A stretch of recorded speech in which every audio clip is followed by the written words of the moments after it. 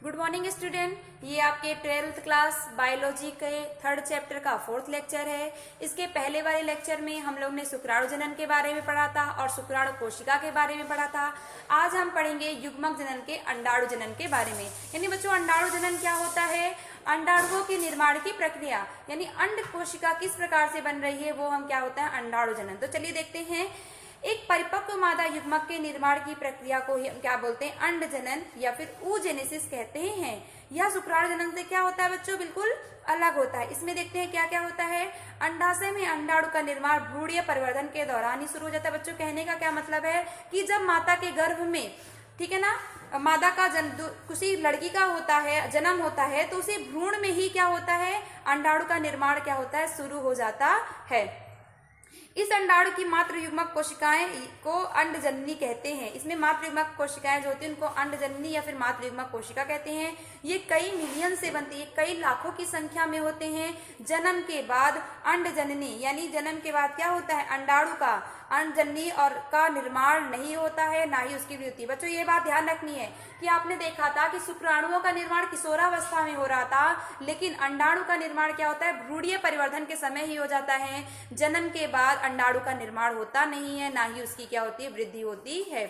चलिए, अंडजनी कोशिका में विभाजन शुरू हो जाता है और अर्धसूत्री विभाजन के पूर्वावस्था प्रोफेज फर्स्ट में ही क्या होता है? रुक जाता है। ठीक है ना। अभी आपको पेपर में समझाएंगे, भी आपको ग्राफ में समझाएंगे किस तरीके से ये हम बता रहे हैं। सबसे पहले क्या होता है कि जो आपकी अंडजननी कोशिका होती है, ठीक, उसमें क्या होता है? विभाजन होता है अर्धसूत्री बच्चों। लेकिन अर्धसूत्री विभाजन जब होता है, ठीक है, ये आपकी 2n है, ठीक, तो उसके प्रोफेज में क्या होता है? पहली अवस्था में क्या होता है? वो विभाजन क्या होता है? रुक जाता है, विभाजन होता नहीं है। तो वापस वो उसका ऐसे ही हो गई, ठीक। तो ये इसे ही हम क्या बोलते हैं? प्राथमिक अंडक या फिर प्राइमरी oocytes कहते हैं।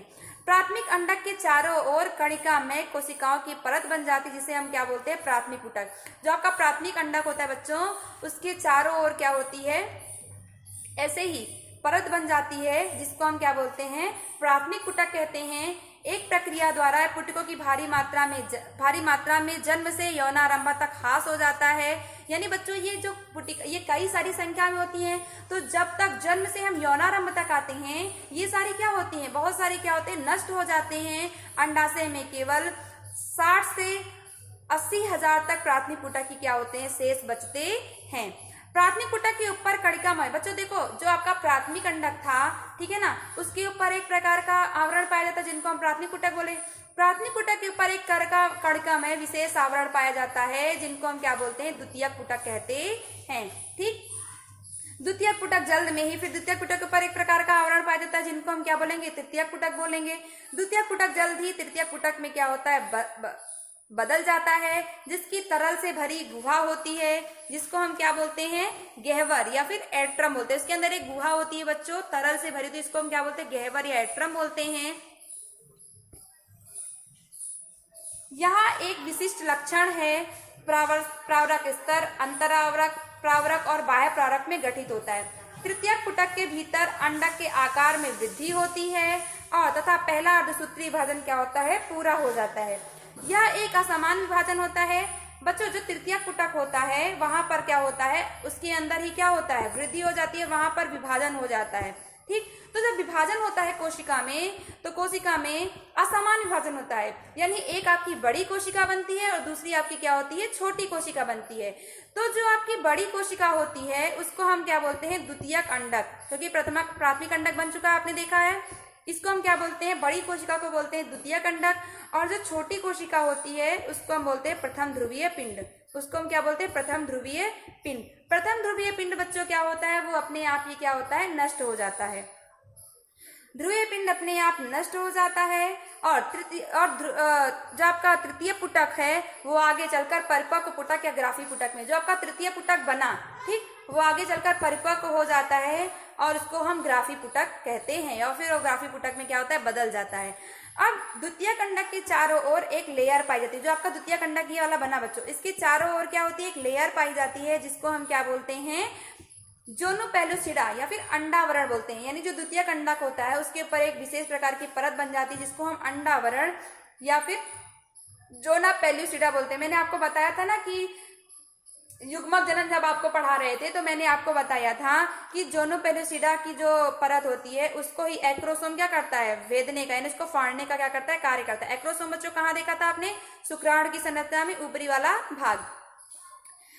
अब ग्राफी पुटक फटकर द्वितीयक अंडाणु को अंडाशय में मोचित करता है और इस प्रक्रिया को हम क्या बोलते हैं, अंडोत्सर्ग यानी ओव्यूल्यूशन कहा जाता है। बच्चों अब देखो जो मैंने आपको समझाया है वो कैसे होता है। सबसे पहले क्या होता है, जो आपकी अंडजननी कोशिका होती है, ठीक है ना, ये विभाजन देखना है मुझको। जो मादा के शरीर में अंडजननी कोशिका होती है उसमें अर्धसूत्री विभाजन होता है। अर्धसूत्री विभाजन प्रोफेज फर्स्ट में ही क्या होती है, रुक जाती है, इसलिए विभाजन नहीं हो पाता है। तो ये आपकी कैसी होती है, 2n कोशिका वापिस यहाँ से आ गई, जिसको हम क्या बोलेंगे, प्राथमिक अंडक। इस वाली कोशिका को हम क्या बोलेंगे, प्राथमिक अंडक। अब प्राथमिक अंडक के चारों तरफ एक विशेष प्रकार की परत बन जाती है बच्चों, जिसको हम क्या बोलते हैं, प्राथमिक पुटक। इसको हम क्या बोलते हैं, प्राथमिक पुटक। अब यहीं पर क्या होता है, आपका अर्धसूत्री विभाजन फर्स्ट होगा, ठीक है ना, यहाँ पर क्या होगा आपका अर्धसूत्री विभाजन फर्स्ट। तो अर्धसूत्री विभाजन जब फर्स्ट होगा, एक बार फिर से इसको देख लीजिए कि प्राथमिक पुटक बन गया, ये फिर यहाँ से ये कोशिका आ गई, 2n वापिस आ गई। अब प्राथमिक पुटक के ऊपर एक विशेष प्रकार की क्या होगी, परत, कणिका में परत बन जाएगी, जिसको हम क्या बोलेंगे, द्वितीयक पुटक बोलेंगे। प्राथमिक पुटक के ऊपर यहाँ पे आप देखिए द्वितीयक दूसरी लेयर आ गई, इसको हम क्या बोलेंगे, द्वितीयक पुटक। अब अर्धसूत्री विभाजन यहाँ पर कंप्लीट हो गया बच्चों। लेकिन अर्धसूत्री विभाजन जब हुआ तो मैंने बताया था आपको कि वो असमान विभाजन होता है, यानी जो विभाजन यहाँ पे 2n है ना बच्चों, यहाँ पर फिर देखिए यहाँ पर विभाजन हुआ, एक बड़ी कोशिका बन गई, एक छोटी कोशिका। तो यहाँ पे आपको दिखाया मैंने जो तृतीयक पुटक आपका, तृतीयक पुटक बच्चों कैसे बना कि द्वितीयक पुटक के ऊपर एक तीसरी लेयर आ गई, उसको हम क्या बोल दिए, तृतीयक पुटक बोल दिए। तो जब विभाजन हुआ 2n, यहाँ पर एक असमान विभाजन हुआ, तो एक बड़ी कोशिका आपकी बनी और एक आपकी छोटी कोशिका बनी। तो जो आपकी बड़ी कोशिका बनी उसको हम क्या बोले, द्वितीयक अंडक। यहाँ पे बच्चों क्या बना था आपका, प्राथमिक अंडक। यहाँ पर आपका क्या बना, द्वितीयक अंडक। और जो छोटी कोशिका बनी उसको हम क्या बोले, प्रथम ध्रुवीय पिंड। तो मैंने बताया था कि प्रथम ध्रुवीय पिंड अपने आप ही क्या होते हैं, नष्ट हो जाते हैं। अब बच्चों जो आपके द्वितीयक पुटक है, ठीक, द्वितीयक अंडक है, सॉरी, द्वितीयक अंडक के चारों ओर एक प्रकार का क्या होता है, आवरण बन जाता है, जिसको हम क्या बोलते हैं, अंडावरण या फिर जोनोपेलुसिडा। और ये आपका क्या है, प्रथम ध्रुवीय पिंड। अब क्या होता है कि अब आपकी जो तृतीय पुटक थी उसके ऊपर एक विशेष प्रकार का क्या होता है, आवरण हो जाता है, वो परिपक्व हो जाती है, इसको हम क्या बोलते हैं, ग्राफी पुटक। क्या बोलते हैं उसको, ग्राफी पुटक। और ये अंडाणु क्या होते हैं आपके, जब ग्राफी पुटक क्या होता है, फट जाता है, ग्राफी पुटक जब आपका फट जाता है तो अंडाणु क्या होते हैं आपके, बाहर निकल जाते हैं, ठीक है ना। फिर से एक बार देखिए ये प्रोसेस कैसी हुई बच्चों, कि आपका ये अंडजननी कोशिका है, अंडजननी कोशिका में अर्धसूत्री विभाजन होता है, लेकिन विभाजन की अवस्था रुक जाती है, इसलिए कोशिका 2n से 2n ही रह गई, कोई nn नहीं बनी। तो उसको हम क्या बोलेंगे, जो कोशिका बनी इसको बोलेंगे प्राथमिक अंडक। प्राथमिक अंडक के ऊपर विशेष प्रकार का आवरण बन गया, जिसको हम बोलेंगे प्राथमिक पुटक। कणिका में स्तर हो जाता है, जिसको हम बोलते हैं प्राथमिक पुटक। प्राथमिक पुटक के बाद अर्धसूत्री विभाजन होगा, प्राथमिक पुटक के ऊपर फिर द्वितीयक पुटक बन जाएगी, उसके ऊपर एक आवरण हो जाएगा, द्वितीयक पुटक। अर्धसूत्री विभाजन असमान प्रकार का हुआ, द्वितीयक पुटक के ऊपर एक तीसरा आवरण बन जाएगा, जिसको हम बोलेंगे तृतीय पुटक। असमान विभाजन हुआ, एक बड़ी कोशिका बनी, एक छोटी कोशिका बनी, बड़ी कोशिका को द्वितीयक अंडक, छोटी कोशिका को प्रथम ध्रुवीय पिंड। अब द्वितीयक अंडक के चारों ओर क्या हो जाएगा, एक विशेष प्रकार का आवरण हो जाएगा, जिसको हम बोलेंगे अंडावरण, और ये आपकी क्या प्राथमिक ध्रुवीय पिंड है आपका। अब जो आपके तृतीय पुटक है विशेष प्रकार की कोशिका में क्या हो जाएगा, बदल जाएगा, परिपक्व ग्राफी पुटक बन जाएगा। अब जब ग्राफी पुटक होते हैं बच्चों, वो फट जाते हैं और अंडाणु क्या होते हैं, बाहर निकल जाते हैं, और आपका ध्रुवीय पिंड क्या होता है, अपने आप ही नष्ट हो जाता है। चलिए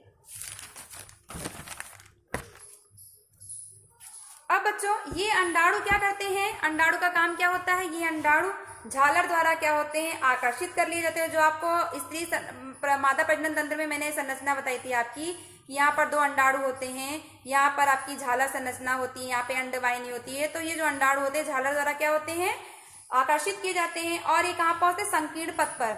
बच्चों कहाँ पहुंचते हैं, संकीर्ण पथ। मैंने बताया था अंडवाहिनी के 3 भाग थे, कीपक, एम्पुला और संकीर्ण पथ। संकीर्ण पथ में मैंने बताया था कि शुक्राणु आकर मिलते हैं, ठीक है ना। जब स्पर्म अंडज आता है, ये तो द्वितीयक अंडक अर्धसूत्री विभाजन सेकंड द्वारा। बच्चों जब द्वितीयक विभाजन कब होता है, अर्धसूत्री विभाजन सेकंड कब होता है, जब स्पर्म क्या होते हैं, द्वितीयक अंडक के पास जाते हैं, तो वहां पर क्या होता है, जो आपकी कोशिका बनी थी, आपने देखा था पीछे कोशिका बनी थी, उसमें विभाजन होता है, तो उसमें भी असमान विभाजन होता है। अर्धसूत्रीय विभाजन सेकंड होता है, जो आपके अंडाणु निकले उसमें एक बड़ी कोशिका बनती है, एक छोटी कोशिका, ठीक है ना। तो बड़ी कोशिका को मंड कोशिका कहते हैं, छोटी वाली को क्या बोलते हैं, द्वितीय ध्रुवीय पिंड कहते हैं। फिर आपको पता है कि ध्रुवीय पिंड क्या होता है, प्रथम ध्रुवीय पिंड भी आपका नष्ट हो गया था और आपका द्वितीय ध्रुवीय पिंड भी क्या हो जाएगा, नष्ट हो जाएगा, ठीक है। तो ये अर्धसूत्रीय विभाजन सेकंड कब होता है, ये आपको याद रखना है। जब स्पर्म यानी जब शुक्राणु अंदर आता है तो द्वितीय कंडक अर्धसूत्रीय विभाजन सेकंड करती है और दो कोशिका निर्माण करती है, जिसे अंड कोशिका आप कहते हैं, तथा छोटी कोशिका यानी बड़ी कोशिका आपकी अंड कोशिका और छोटी कोशिका आपकी ध्रुवीय पिंड कहलाती है। और जो क्या होती है, द्वितीय ध्रुवीय पिंड क्या होती है, नष्ट हो जाती है। यही है आपका, ठीक है ना। तो आपने देखा कि एक अंडाणु कोशिका से एक अंड कोशिका से फिर आपकी अंड कोशिका कैसे बनी, ये आपका क्या होगा, अंडाणु जनन, क्योंकि हमको अंड कोशिका ही बनाना था तो अंड कोशिका का निर्माण हो गया। चलिए इसको एक बार इसमें देख लेते हैं। सबसे पहले क्या होता है, भ्रूणीय परिवर्धन के समय ही, यानी जब गर्भ की बात हो रही है तभी हमारी अंड कोशिका का निर्माण हो जाता है बच्चों।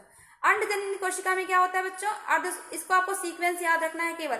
अंडजननी कोशिका में क्या होता है, अर्धसूत्रीय विभाजन फर्स्ट होता है लेकिन विभाजन पूर्ण नहीं होता है। तो जो यहाँ पर 2n कोशिका है वो वापिस क्या होती है, 2n आ गई क्योंकि विभाजन नहीं हुआ, प्राथमिक कंडक बना आपका। प्राथमिक कंडक में क्या होता है बच्चों, अर्धसूत्रीय विभाजन फर्स्ट होगा। अर्धसूत्रीय विभाजन जब फर्स्ट होगा तो ये आपकी 2n जो है nn में बदल जाएगी। इसको हम क्या बोलेंगे, एक आपका बनेगा द्वितीय कंडक और एक आपका बनेगा प्रथम ध्रुवीय पिंड, ठीक है ना। अब द्वितीय कंडक में प्रथम ध्रुवीय पिंड तो बच्चों नष्ट हो जाएगा, ठीक। अब द्वितीय कंडक में क्या होगा बच्चों, अर्धसूत्रीय विभाजन सेकंड बनेगा, तो इसमें भी असमान विभाजन होगा, एक बड़ी कोशिका बनेगी एक छोटी कोशिका बनेगी। यहाँ पे बड़ी और छोटी की बात आएगी बच्चों। तो जो बड़ी कोशिका थी वहां पर बड़ी अर्धसूत्रीय विभाजन सेकंड होगा, तो जो बड़ी कोशिका बनेगी वो उससे बनेगा अंडाणु, और यहाँ पर जो छोटी कोशिका होगी वो होगा द्वितीय ध्रुवीय पिंड। तो ये दोनों तो क्या होते हैं, नष्ट हो जाते हैं और अंडाणु का होता है निर्माण। तो अंडाणु जनन की प्रक्रिया कंप्लीट। तो हमने यहाँ पर क्या देखा कि एक अंडजननी कोशिका से, ठीक है ना, एक ही अंडाणु का निर्माण होता है। जबकि हमने युग्मक जनन में क्या देखा था, नर युग्मक जनन में देखा था कि एक कोशिका से, एक नर जन्म कोशिका से हमको 4 शुक्राणु क्या हो रहे थे, मिल रहे थे। इस प्रकार से अंड जनन और युग्मक जनन और शुक्राणु जनन में आपने अंतर देखा होगा। अंडजननी कोशिका में क्या हो रहा था कि एक कोशिका से हमको एक अंडाणु मिल रहा है, लेकिन वहां पर हमने युग्मक जनन में क्या देखा, शुक्राणु जनन में क्या देखा था, एक कोशिका से हमको 4 शुक्राणु क्या होते हैं, प्राप्त होते हैं। थैंक यू बच्चों, आज के लिए बस इतना ही। नेक्स्ट वीडियो में हम अगले टॉपिक के बारे में बात करेंगे।